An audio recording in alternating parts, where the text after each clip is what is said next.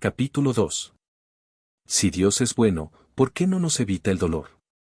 Además de lo ya expuesto en el primer capítulo de este libro, existe otra verdad de la que no podemos dudar jamás, y es esta: nadie nos ama como nos ama Dios. De hecho, acerca del amor del Señor para con nosotros, su palabra claramente establece que nosotros le amamos, porque Él nos amó a nosotros primero. Ver Primera de Juan 4:19. Sin embargo, al considerar esto inevitablemente surgen las siguientes interrogantes: si Dios nos ama tanto, y en su soberanía puede hacer todo lo que quiere, ¿por qué permite que pasemos por situaciones dolorosas? ¿Por qué no nos libra de adversidades tan tortuosas como las que muchas veces tenemos que atravesar? Las causas por las que Dios permite que pasemos por situaciones de dolor y angustia muchas veces resultan ser inexplicables. Y el hecho de tratar de buscar respuestas en medio de tales acontecimientos solo nos hace caer en un estado de congoja y lamento mucho más profundo que el que sentimos cuando, a pesar de no entender el por qué de lo que pasamos, nos refugiamos en aquel que es nuestra roca y quien siempre permanecerá firme, aunque todo nuestro alrededor se desplome. Ahora bien, así como carecemos de respuesta para llegar a entender muchos de los acontecimientos que tenemos que pasar o que vemos a otros tener que atravesar, tomando como base la palabra de Dios, podemos apreciar varias de las causas por las que en ocasiones somos expuestos a dichos acontecimientos, como son las siguientes. 1. El gemir de la tierra, por causa de la desobediencia del hombre. Según lo establecido acerca del origen de la creación, cuando Dios creó la naturaleza, absolutamente todo lo que hizo era bueno. Dios vio todo lo que había hecho, y vio que todo había quedado muy, pero muy bien. Génesis 1:31. Por lo que antes de que el pecado entrara en escena, existía una armonía perfecta entre el hombre, los animales y la naturaleza. Pero cuando Adán y Eva se desviaron de lo que Dios les había ordenado, el quiebre de tal armonía fue parte de las consecuencias que ellos tuvieron que enfrentar por causa de la desobediencia. Y en el siguiente pasaje se establece la sentencia. Ahora por tu culpa la tierra estará bajo maldición, pues le hiciste caso a tu esposa y comiste del árbol del que te prohibí comer. Por eso, mientras tengas vida, te costará mucho trabajo obtener de la tierra tu alimento. Solo te dará espinos que te hieran, y la hierba del campo será tu alimento. Génesis 3, 17, 18. Por causa de esto, la naturaleza ya no tiene un orden perfecto y, a pesar de que hay mucho bien en ella, también suceden desastres como terremotos, tsunamis, inundaciones, huracanes, tornados, entre otros. Causa por la que personas inocentes, pero también indolentes, pierden la vida o sufren irreparables daños, ya que las consecuencias del pecado no solo cayeron sobre Adán y Eva, sino que recayeron sobre todo el género humano.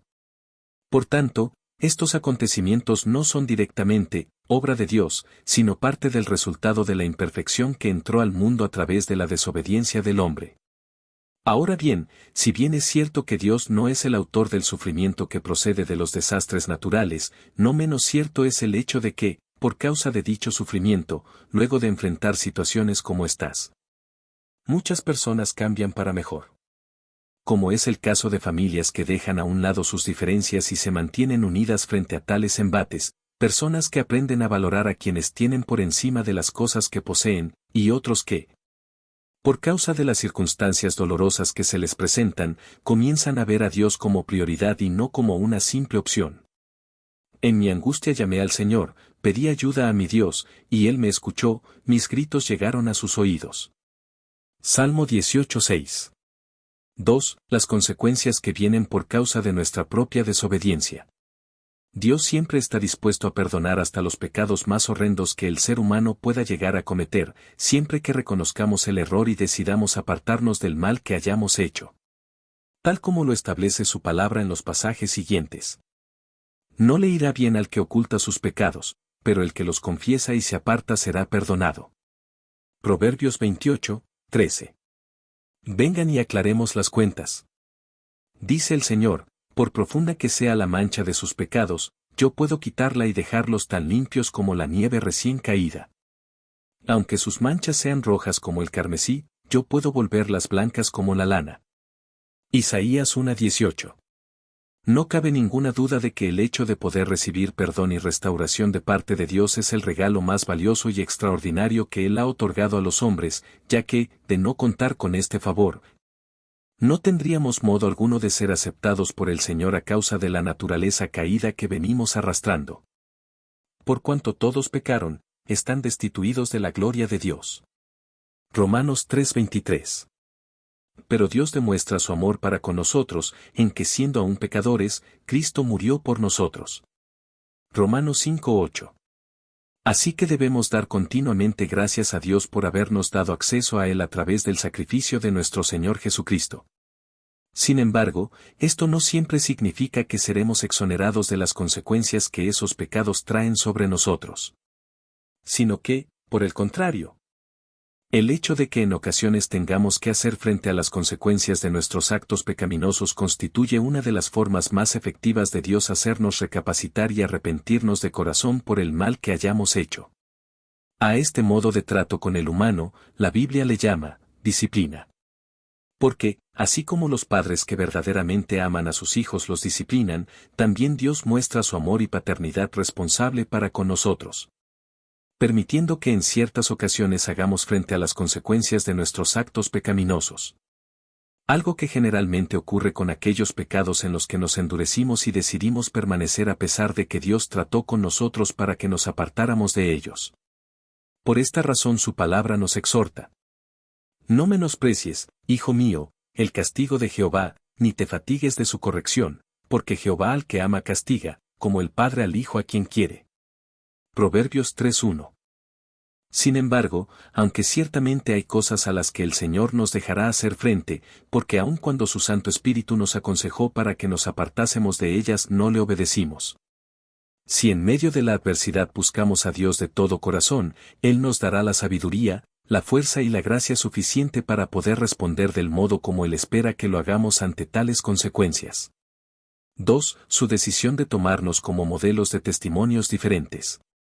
Otra de las causas por las que el Señor, en ocasiones permite que pasemos por situaciones de dolor, es porque ha determinado usarnos como modelos de testimonios diferentes.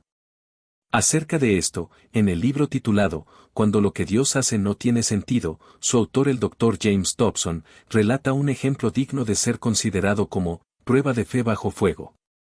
La historia trata de un acontecimiento familiar que tuvieron que experimentar los pastores Jim Conway y su esposa Sally, cuando su hija Becky enfermó. He aquí el modo como el propio pastor Conway lo relata. Cuando nuestra hija tenía 15 años de edad, comenzó a tener problemas con una de sus rodillas. Por causa de esto, se mantuvo en manos de distintos médicos quienes, durante año y medio, estuvieron indicándole la realización de distintos análisis, exámenes de tomografía y biopsias de un tumor que le hallaron en la pierna, el que luego de ser analizado, con los resultados a mano nuestro médico vino a casa para darnos la muy angustiosa noticia de que Becky tenía un tumor maligno y que era necesario amputarle la pierna. Creo que solo alguien que haya pasado lo mismo, puede imaginarse cuán abatidos nos dejó tal noticia a Sally y a mí. Me negué a creerlo y decidí impedir esa cirugía, para orar a Dios sin cesar hasta que Él decidiera sanarla. No te van a amputar la pierna, le dije a Becky. Creo que Dios va a hacer un milagro, porque Él nos promete en su palabra que podemos venir a Él cuando tenemos problemas y Él se hace cargo de ayudarnos. Así que estoy absolutamente convencido de que no será necesario que te hagan esta cirugía. Fue entonces, cuando nuestra iglesia comenzó a hacer vigilias de 24 horas y días continuos de ayuno y oración, en los que miles de personas en todos los Estados Unidos y otros países se unieron para orar por la curación de Becky. Por lo que absolutamente confiado en el poder de la oración, la mañana en la que por consejo médico se había hecho necesario programar la cirugía, le dije a nuestro médico, por favor Scott, cuando entre a la sala de operaciones, compruebe si persiste la necesidad de que se lleve a cabo la cirugía, porque Dios no nos va a fallar. De eso estoy seguro. Pero luego de marcharse, el doctor no regresó inmediatamente. Pasaron 45 minutos y aún Sally, mis otras dos hijas y yo, permanecíamos sentados en la sala de espera. Pasó una hora, y luego pasaron 2. Por lo que empecé a darme cuenta de que algún procedimiento médico extenso debía estar llevándose a cabo. Fue entonces cuando salió el doctor y me dijo que le habían amputado la pierna a Becky. Al escuchar aquello, quedé hecho pedazos. Estaba totalmente destruido porque yo había puesto toda mi confianza en Dios, me aferré a su palabra y usé las armas espirituales, con las que sabía que debía hacer frente a esto. Así que lleno de ira, me puse a golpear las paredes del hospital y a decir, ¿dónde estás, Dios? ¿Dónde estás? Me encontraba en estado de conmoción, y me puse a recorrer de un lado a otro el depósito de cadáveres que estaba en el sótano del hospital. Entendiendo que aquel lugar era donde yo debía estar. Estaba devastado, luchando por entender lo que me había sucedido. Y espero me entienda, porque si yo hubiera sido un plomero en vez de un pastor, al día siguiente habría podido ir a arreglar tuberías y mi confusión espiritual no habría afectado tanto mi trabajo. Pero mi empleo exigía que me pusiera de pie delante de las personas que me habían acompañado a pedir fervientemente a Dios por un milagro para mi hija, y les enseñara los principios de la Biblia acerca de esta inexplicable realidad. Mi estilo de enseñar era expositivo, analizaba los versículos uno por uno y extraía su significado. Por lo que bien sabía tomar un texto de la Biblia para desglosarlo, pero no sabía cómo regresar a mi congregación para decir a todos que Dios había permitido que a mi hija le amputaran una pierna a pesar de todo lo que le pedimos que interviniera para que eso no fuera necesario. Aquel fue sin duda el momento más oscuro de toda mi vida. Ese mismo día, un gran amigo supo que estaba encerrado en las profundidades del hospital y vino a rescatarme. Dios me lo había enviado. Se trataba de Dick Fott, pastor de una iglesia de las Asambleas de Dios, quien estando a mi lado, mientras lloraba y lloraba por mí, me dijo, no estoy preocupado por Becky, estoy preocupado por ti. Hay unas 2000 personas en tu iglesia, y miles más en otros lugares que están orando fielmente por ti. Vas a salir bien de esta prueba. Entonces, él y otros 2 amigos tomaron turnos para hacerme compañía en ese terrible momento. Uno salía a tomar café y los otros se quedaban conmigo. Ellos solo buscaban escucharme por lo que se convirtieron en perfectos receptores de mi queja y frustración, y aunque fueron testigos de mi gran enojo con Dios, ellos no me censuraron. Recuerdo que una de las cosas que dije fue, creo que Dios estaba tan ocupado buscándole a una anciana un lugar donde estacionar su auto, que no tuvo tiempo para evitar que le amputaran la pierna a mi hija Becky. Dick me escuchaba, y luego decía, ¿hay algo más que necesites decir? No me preocupaba que ellos fueran a alejarse de Dios por mi culpa. No necesitaba reprimirme y decir, tengo que mantener la apariencia porque soy un predicador. Sino que ellos me permitieron hacer frente a mi dolor. Algunos creyentes no saben cómo responder a una persona que está experimentando esta terrible clase de depresión. Ya que solo se limitan a decir, oraré por usted, lo cual generalmente solo busca ponerle fin de manera elegante a la responsabilidad de ayudar a alguien a llevar su carga. Otra cosa que me molestaba, era que las personas me dieran explicaciones simplistas con el fin de animarme. Por ejemplo, recuerdo que pasado solo unos días luego de la cirugía de Becky, me encontré con un miembro de nuestra congregación que me extendió la mano y dijo, Pastor Jim. Creo que Dios permitió que esto ocurriera porque por vía de esto, ha traído un gran avivamiento a nuestra iglesia. A lo que sin ningún tipo de reparos, respondí, ¿y qué va a hacer Dios para traer otro avivamiento después que haya pasado cortarle la otra pierna a Becky? ¿Y más tarde un brazo y luego el otro? De ser así, no habría suficiente Becky para mantener avivada la iglesia. Finalmente, puedo decir que lo más importante que aprendí durante este proceso, fue darme cuenta de que, en medio de tanto dolor, caos y confusión, yo solo tenía 2 opciones. Continuar enojado con Dios y seguir el camino de la desesperación en que me encontraba. Dejar que Dios fuera Dios, y solo decir, no sé cuál es el significado de todo esto. Realmente no lo comprendo, pero no me tienes que dar la explicación. He decidido aceptar el hecho de que tú eres Dios, y yo soy tu siervo, no al contrario. Hoy puedo dar por testimonio, que fue solo cuando decidí hacer esto que pude verdaderamente hacer frente a mi situación. Y he llegado a darme cuenta de que Dios tiene un propósito supremo, el cual sencillamente sobrepasa por mucho mi capacidad de entendimiento y el que quizás solo podré entender una vez llegue a la eternidad. Pero mientras la eternidad llega, he decidido solo decir las palabras que, en su momento de congoja, pronunció el patriarca Job: aunque él me matare, en él yo esperaré. Job 13:15.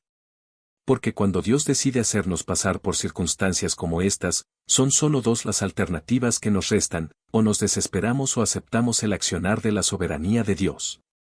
Nosotros como familia, escogimos la última.